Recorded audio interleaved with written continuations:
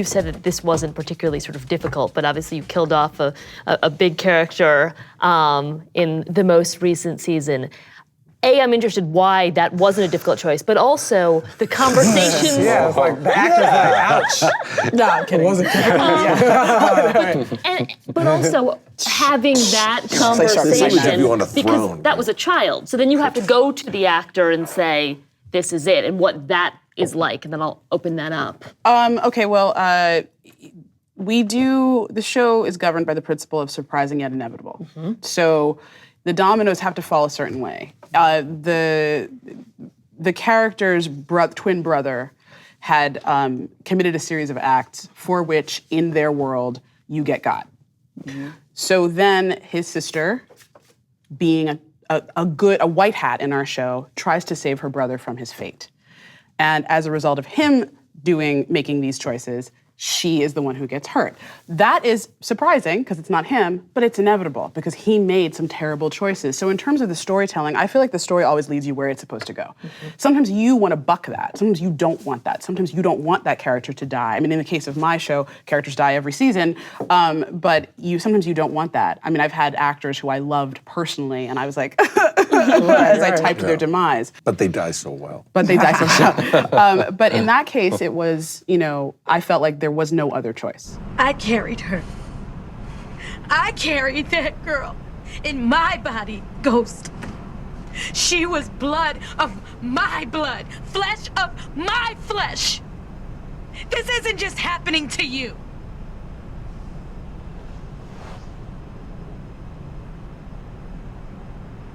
But I'm gonna be the one to end it, though. I won't rest until the man that killed our daughter is dead. I always talk to them about a week before the production draft goes out, because when the production draft goes out, the department heads are going to know, and department heads will talk, especially, they will. So you have to control that. And I also don't want anyone else to know. And in this case, you have to talk to the actor and their mom.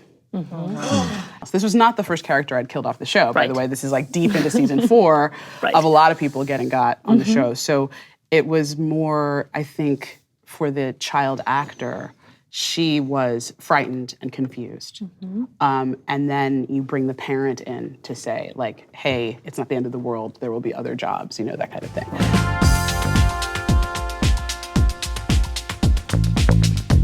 What was the sort of biggest debate conversation you had in the writer's room about, either in the writer's room or with executives, about getting something to screen? I think in the very beginning, it was a lot of making the rules about how we were going to illustrate the city of New York. So when we were casting parts that were Dominican, Cuban, Puerto Rican, looking for actors who were actually Dominican, Cuban, Puerto Rican. And it's hard when you have to split that closely, because, just getting an actor who you like in the role is difficult. Right. You have to cast such a net. You do have to cast a net, you're right. But in terms of New York, that's there, right? Yeah. So then it was the conversation about, we can't shoot in Toronto because we're never gonna get this diversity of Latinos. Mm-hmm. And then having dialect coaches who can give you Mexican slang, Cuban slang, Dominican slang, and then trying to explain to the network that that's super important. Oh, yeah. Because people at home know the difference, even if you don't. Right. That was like a big thing. And then the other thing that I think was probably our hardest was really about women and men. Because I didn't have any female execs when I was developing the show. And so I was constantly kind of having to stretch Angela and Tasha, these two characters, and explain women don't act like that. They don't act like that. The note that you're giving me is not how women actually behave. Give me an example. Well, I had a note very early on that was no one understood why Angela didn't just want to be with Greg because he was a nice guy. And I was like, women don't like the nice guy. They pick the nice guy when they're smart and they make a calculated choice, but that's not really what they want. They want the bad guy, and especially the bad guy who you lost when you were 15, who was your first love, who's real dangerous and has big muscles and happens to look like Omari Hardwick. What are you thinking? You know what I mean? Like, that's where you're gonna go. But I'm gonna start to cry. I'm sorry. Oh no.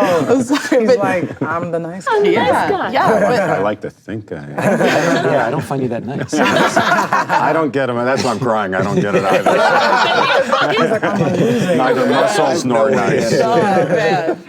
But that was a really fun thing, just to get through that period and say, and I have to give the Stars folk credit. At one point, they finally said, none of us are women. We're gonna have to trust you. And I was like, that would be great if you would just trust me in general about all things. And I would also like some more money in my budget. Thank you. Yes, always. Hi, I'm Peter Morgan. Hi, I'm Courtney Kemp. Thanks for watching. Thanks for watching. Thanks for watching. Thank you for watching The Hollywood Reporter on YouTube.